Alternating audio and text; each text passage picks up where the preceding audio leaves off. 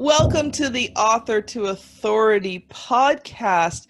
And today I am so thrilled to have Coach Cam on the show. And just before I get to his introduction, I just want to let you know that he has a very interesting story that you are going to want to hear. And the other thing is I want you to listen to a story because there are times when we feel as entrepreneurs that we're failing. You know, there's problems, there's issues, there's things that come up. You know, the last month or so for me, I've had quite a few things happen. Now, I've had some really great, amazing things happen, but I've also had some kind of sad things happen. I ended up in the hospital. That was not fun. So I want you guys to listen in carefully today, because how you deal with problems, how you deal with obstacles determines your success as an entrepreneur. And so that's very important. Now, Coach Cam landed his first industry job in Houston in his hometown with the Houston Texans in the marketing department. And from there, he hit the ground running, taking the skills and knowledge he gained with him to the athletic construction industry. And he worked in sales, and marketing. Now, answering his entrepreneurial call, he soon launched a 5-star academy where he began his speaking career, writing curriculums, and consulting. Now, that success led him to his first coaching post. And developing a diverse skill set, Coach Cam entered into the NPO space initially as a contract trainer, but eventually as a lead trainer. Now, in addition to speaking across the country in his role, he developed a core of trainers, managed events and programming, and oversaw grant execution for the Houston chapter of the Positive Coaching Alliance. And you know what? He has done some really amazing things, and he's going to tell you a little bit more about his story. But in 2019, Coach Cam published his first book, Alpha Redefined: 12 Servant Leadership Principles of Legendary Leaders. Now, 2020 finds Cam at the helm of the Texas Athletic Construction and as Coach Cam. Now, as far as current projects, mid-year, Coach Cam released the e-course, Win the First Quarter of Your Day, a playbook for wealth, health, and success. Now, what started as a passion project has now grown into a full-fledged digital magazine, Crown and Glory. It's an aesthetic-based luxury lifestyle magazine that boasts more than 1,000 subscribers. So welcome to the show, Coach Cam. Kim, thank you for having me. And what an amazing introduction. My goodness, I was blushing. Now, here's a little hint and tip for all of you who are considering doing a podcast. All of my guests send me bios. I just read them. So if it was a great introduction, it's because Coach Cam wrote it. You know what? I love being honest on this show and just really sharing, you know, the hints and the tips and the tactics that we use, right? If we can't be honest as entrepreneurs, then what's the point of being in business? That's no fun if you have to be someone that you aren't. So, Coach, why don't you tell us a bit about your story and how you really have become an entrepreneur and how you got into Ecomm? Yeah, so I will. I'll start by saying that intro of the bio is, I actually didn't write that. I am so terrible at writing about myself. It's like this weird introvert, extrovert, like I can't. So my bio, my publicist had me like start it, and it was like 3 lines long. She was like more, right? And so, as much as I like to take credit for that, it's just one of those. Like I can tell a great story, but you know, like writing about yourself is, you know, this, right? Writing about yourself is so hard to do. So, yeah. So I think great segue into my experience in e-commerce. And the first thing I'll say is writing Alpha Redefined last fall was such an experience. And so as an entrepreneur who is a creative, I say that I'm a creative in the entrepreneur's body, right? So I enjoy creating not just content, but, you know, textual things that people can feel and experience. And, you know, some of that is outlaid through, the book, my course, the magazine I just released, and even me speaking on stage. And so my first transition from service-based companies to product-based companies actually was my book last year. And so I did relatively well with it. We're right about 5,600 books sold, and Nice. most of those are, thank you, and most of those are sold kind of off relationships, kind of like we talked about off air, just networking and building authentic relationships and trying to be a resource for people. And so as I began to kind of wind down I did like a 6-city promo tour, and stop by all the major cities, and just again, I advocated and promoted the book. And the one question that when you finish doing your book signing and kind of open up for questions, the one question people would ask is like, how do you do so many things in one day? And I didn't have like a sexy answer. I didn't have a scientific answer. And so I would tell, like, in every city, like, I just win the first quarter of my day. I get up early. I have a routine that I follow. It's pretty consistent. Like everything, it's not perfect. And so, the days that you find yourself off in your routine, your day kind of feels off, but that's really more affirmation that your routine is actually working and successful. So you need to make sure you stay on track. So coming off of that, I kind of sat back in my consultant seat and began to work with different clients, and, really began to advocate starting, your day on the right track. I mean, this is something I've been working on for myself personally for years, but it never, from a business perspective, considered it a tool as a resource that I could provide to clients and to provide to the world and kind of to the universe. And as a creative, I very much am an advocate of creating dope things that make the universe move forward, right? And so when I say universe, like the ecosystem that we all live in, right? So writing a book, creating a course, baking a cake, if that's what you do as an entrepreneur, like if you're doing it to make money, stop doing it. Like that's not the way the world works. If you have something to contribute to make people's lives better, then do it, but do it with everything you have in you. And so that's kind of, my back and forth pull. So coming off the book tour and coming off of getting really good feedback from clients, you take a step back and you say, okay, well, is this, can I frame this as a manuscript and begin to write this out as a, live activation when I give my live talks and consulting work. And I began doing that at the beginning of the year. And Kim, it literally was like, well, wait a minute, this is bigger than me, right? And so as I would leave stage, or again, like go into one-on-ones or go into debriefs, there was so much being pulled out of me from, folks that would experience these live activations, that it forced me to say, like, I've got to get this into as many people's hands as possible. Yeah. So, one of my personal goals that I don't necessarily share with a lot of people, but one of my personal goals is to speak in front of 1 million people. And, and that's not an ego thing, but just again, like, how can I impact as many people as possible? And I sat around. So it's almost like, this is, I've got this resource, and its calling is so strong that the methodology that I'm using to get it out isn't the most effective. I need to turn this into something digital that I can get out to people ASAP, because people need to hear this.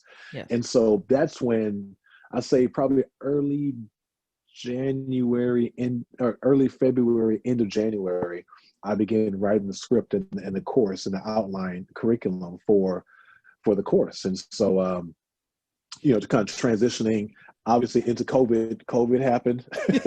And you didn't know that at the time. Didn't know it was going to happen. And I think some of that kind of goes to like being in the moment and being aware of what the universe needs. And so I was very blessed, very fortunate enough to start working on, this project before COVID hit. And so, so that's my short answer. I say the only thing I add to that is, as I came off of the book tour, I did tinker into like physical products in e-commerce, and I got my butt whooped. And it was, as an athlete, humbling. It was, I enjoyed, what it taught me was, you think that you can step into this arena. You think you can play this new sport. Well, guess what? You got to pay a little bit of dues. And those dues are like learning, right? So like learning the hard way. You've got to take a couple of setbacks before you figure out this science that is e-commerce. Now, the blessing in that is because I got my butt kicked in the winter, that when it was time for me to win the first quarter in the spring or in the summer into now, I learned all those lessons previously. And so it allowed me to step past a lot of lessons and not have to repeat them into getting my product into the market. I want to step back for a second because there's something you kind of mentioned, and it's about your course. So let's dive a little deeper into this. And I do want to talk about Ecomm because I think that's important, especially in today's environment. But you talked about framing the first quarter of your day, and that's how you're able to accomplish. So let's dive into that just really quickly, because I think that is one of the keys to success, is having that consistent pattern of behavior that over time creates momentum. Yes. So, I think like most things in life, as adults, we overcomplicate things. Mm-hmm. And I think that most things in life, the adults that raised us were way wiser than we can. It's almost like you appreciate as days go by the wisdom, right? And so, in a nutshell, with anything in life, if you are pursuing mastery, that's the first thing I say is, the course is for everyone, no matter where you are in your pursuit. And so whether you understand the growth mindset, whether you understand what mastery is, whether you are years into your mastery, mastery is a journey. I mean, it's years and years and years of failing and learning and growing. Actually, no matter never where ends. you are. Yeah, no, it doesn't, right? And you kind of don't want it to end, because once you self-realize, like, it's kind of a anticlimactic experience. And so, the idea of, if I can set patterns and habits to start my day, it leads to success. It's simple, right? So it's what our parents taught us in, routine of waking up and hygiene and making their bed, right? And again, as adults, we complicate things, and life makes things more complicated. But, the one thing I say is, life has natural patterns. And so we kind of talked off air about, the weather here in Texas, the weather in Canada, hot hurricane season. You guys, I guess you guys have 4 true seasons. We just have hot and not hot. Right? Actually, they joke in Canada that we have almost winter, still winter, and road construction. Those are our 4 seasons here in Canada. So I say we have like 2.5. So we have painstakingly humid, painstakingly hot and humid, and hurricane season. those are our 3.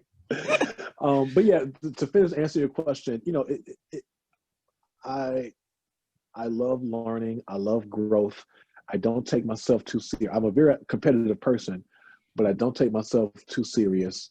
I've gotten to a place in my maturity that I am able to capsulize failure, and extract the win or the lesson. And you just begin to lay out this blueprint. And when you do it, you kind of see the patterns of life in a completely different way. And it's like, yes, Ray Dalio talks about in the book Principles, this is another one of those, right? And so to not have cases of water stacked up in hurricane season in Houston, well, it's another one of those. Of course, there's going to be tropical storms in the Gulf of Mexico. It's what happens. And so the same thing happens in life. And, the essence of the course is, if you can capture another one of those moments, you can lay out a framework for best practices in your life to make it work based upon you and what you need. And so this isn't what works for Coach Cam. And here, I'm not giving you my winning lottery ticket. What I'm giving you is ingredients for you to make your own gumbo. Well, do you guys have gumbo in Canada? Do you know what gumbo is? I know what it is. We don't have it here.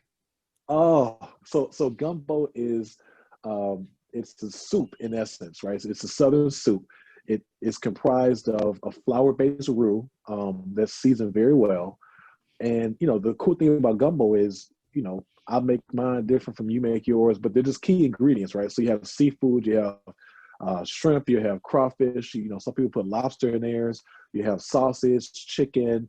People put okra in their gumbo. I judge people that put okra, like okra does not belong in gumbo, if you ask me, right? But, saying that to say, like, the key is, like, I'm going to provide you with the ingredients you need to make your gumbo. Now you go make it how you see fit. Yeah.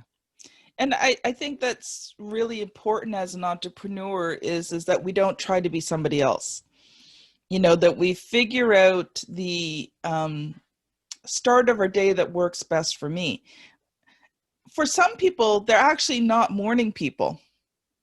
So the start of the day is the hardest part for them, whereas they are more productive, more alive at the end of the day. So for them, it's just getting through that beginning of the day. For people like me, I'm a morning person. I'm like, okay, boom, bam, I'm up. Let's go. It's 6:00 in the morning. It's time to get my day started. And a lot of my most productive times are actually between, 6 and about 9 in the morning. So I actually get a fair amount. Sometimes I get more work done in that 6 to 9 a.m. slot than I do the rest of the day. So it is important to frame your day in the way that works for you. But I think something that's really important, and especially as an entrepreneur, is the consistency factor, because you don't get the momentum you need in business without the consistency. That's something I learned as a coach, and I was as an athlete, I was heavy-handedly blessed with amazing coaches, and so I can again look back and see, oh, that coach, that's what that coach did, or like this is a trick or principle that he used. So in athletics, like in entrepreneurship, you can simulate a win. Right. And so I can schedule an opponent based upon their strength and, competition. I can schedule a win, not saying that opponent is lesser, that opponent may be way better than me, but I can decide what that win is. So an example I'll use, at the school I coached at, we were a public charter school, right? So we were in a very underserved pocket of Houston. I joke that the demographics of our school was like 85% Hispanic, 14% Black, and the like one lost white kid that like didn't know why he was there. Right? And so we would play because we were a charter school. Our conference were these small town Texas teams, and so if you can imagine, 6'2", 220 in the city don't look like 6'2", 220 in the country. Those country boys is built different. You know what I mean? They're just stocky, is built different. And so we played these really tough teams. And so even if we were just disturbingly outmatched, like not even close skill for skill, in athletics, you can simulate a win. So the goal may not be, it's such a superficial goal to win or lose, right? So the ball rolls out, the better team typically will win. When you simulate a win, it's about how many rebounds can we get today? Can we get their best player in foul trouble? Can we do a better job of, a three-point shooting percentage? Can we contest every ball on defense? And so as an entrepreneur, it really is about simulating those wins. And so, there's a point that every entrepreneur gets at that no entrepreneur wants to get at, and that is a lack of momentum. Like momentum is what moves the world, right? And so when you're sitting at your desk and this opportunity is run dry and you haven't heard back from this client and you're trying to build a team, but the well's gone here and there's zero opportunity, there's zero momentum. Sometimes you can simulate momentum by reestablishing what you're defining as success. Yes. Well, and I think the important thing too is when you've lost momentum, the way to gain it back is massive action. Massive, consistent action. 2019 was just a really rough year business-wise for me. Had some unexpected circumstances which just kind of changed the way my business was. And I had to reframe, what did I consider success in 2019? And so I did. And, you know, success for me was I kept the business open. I kept things going. It wasn't growing, but it was there. So that was considered a success for me. But I came into 2020 knowing that things had to change. And so my game plan in 2020 was to take those first 3 months, January, February, March, you know, put a lot of massive action in, you know, make those connections, reconnect with people I hadn't talked to, you know, be out there, be networking, be visible, you know, create good content. I did all of those things. And so when COVID hit, my business exploded because now there was no time excuse anymore. And that was one of the biggest excuses that, not excuses, but reasons. It's not really excuse. One of the biggest reasons why people didn't want to do the book was the time factor. Well, now all of a sudden they've got the time. And because, you know, I had put in that massive action, I had developed those relationships, I had provided value, you know, I cared about people. When COVID hit, you know, everybody else's business dropped and mine exploded. Yeah, you know, I think that there's something to that. And you mentioned, you know, luck and opportunity. And so there's a venture capitalist here in the New York area, but here in the U.S., who's kind of migrated almost into like a urban philosopher. His name is Naval. And so Naval talks about, you know, these 4 types of luck, right? So the first luck is you're walking down the street and like a bag of money like hits you in your head, just kind of like you're rich, right? Which, you know, ain't nothing wrong with that. But the challenge is you can't pattern or control that. The second type of luck is kind of what you referenced and where most entrepreneurs get to and get stuck. And I'd almost make the argument that you made the migration from secondary kind of luck to, you know, third or tertiary kind of luck. So the second kind of luck is if I can just kick up enough dust, right? So if I can, you know, send out enough invoices, if I can be on this, if I can do that. And the challenge with that is, you know, and it does work. I'm not saying it doesn't. Like I spent like a number of years like in that level of luck. The challenge with that is because you're kicking up so much, it becomes a challenge to slow down and understand which form of that luck you're kicking up is giving you the result you want. So was it, you know, this effort here? Was it this effort here? Was it doing this? Was it doing this? You're doing so much that yes, luck kicks up, but I can't necessarily trace it because the key is in that 80-20 rule of life, I need to drop the 80 and just focus on the 20. But if I can be still enough to find that, right? So then the third But type I of luck think you have to get action and momentum first before you can determine what's working.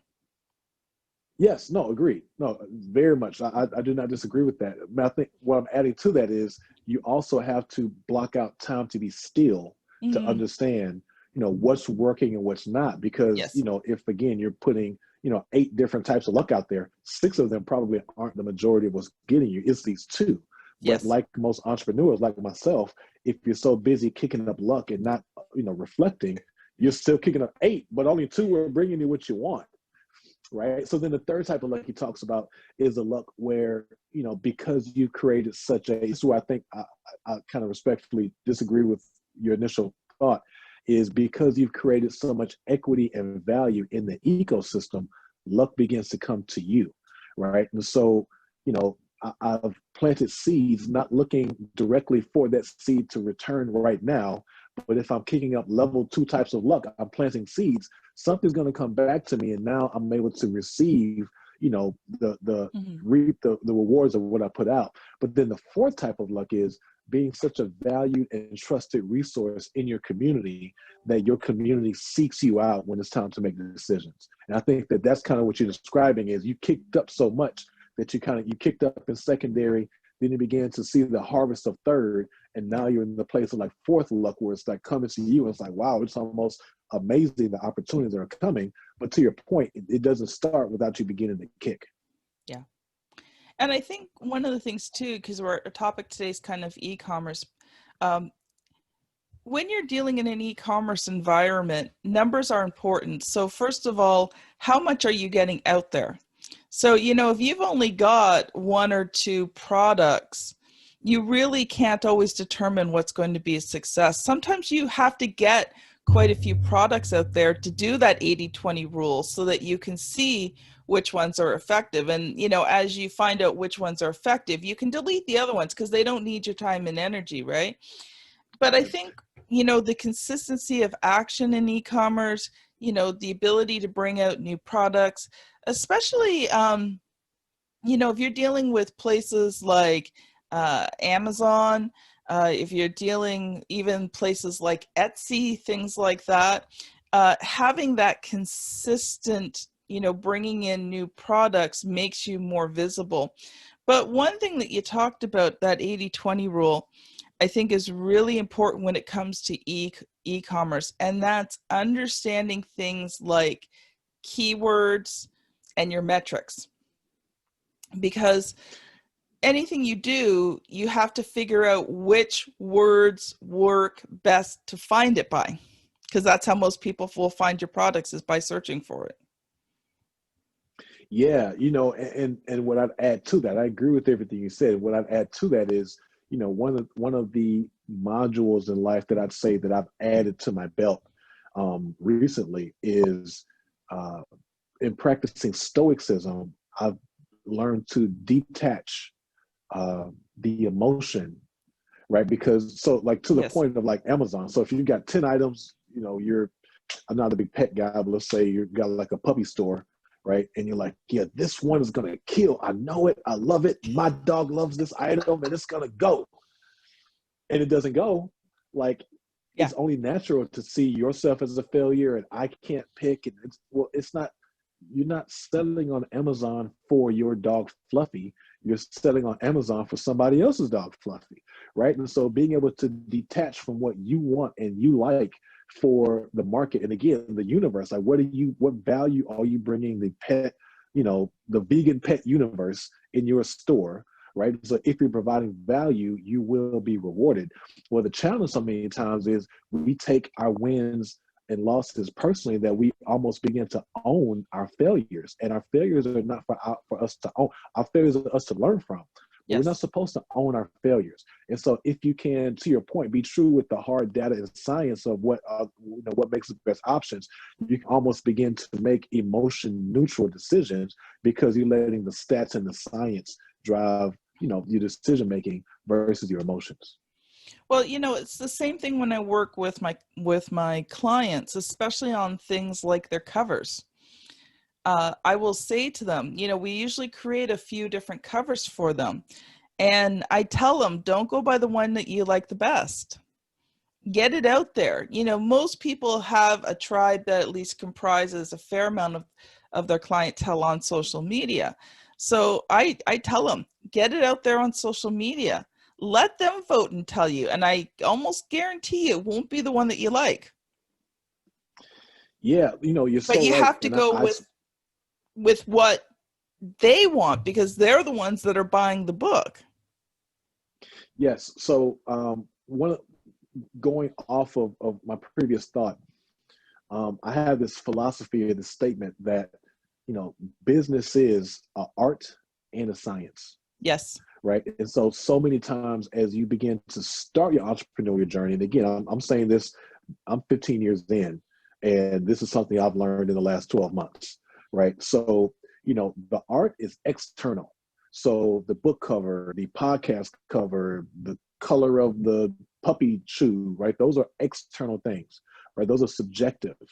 The science doesn't change, right? No. So the idea of split testing your book cover, which is, so I put my book cover on Instagram and was like, hey guys, you know, raffling off a pair of Power Beats Pro headphones, you know, the most votes or whatever feedback wins. And that's how I was able to determine like which book cover to go with. Now, Mm-hmm. the other side to that is, and this is where the creative side comes in. And once you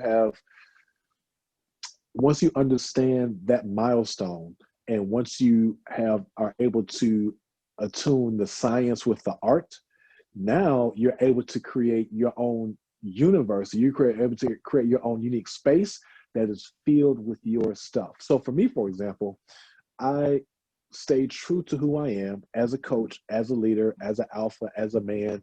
And, you know, I was able to create and kind of give the world this book. And from there, like most artists, you're sensitive, and it's like, give me feedback, but don't hurt my feet, right? So it's like, so once you get past that side of it, then it's like, okay, wow, like you really enjoy, like, so again, 5,000 plus people have enjoyed this book. That tells me that I can go ahead and put my feet down and stand in this creative space.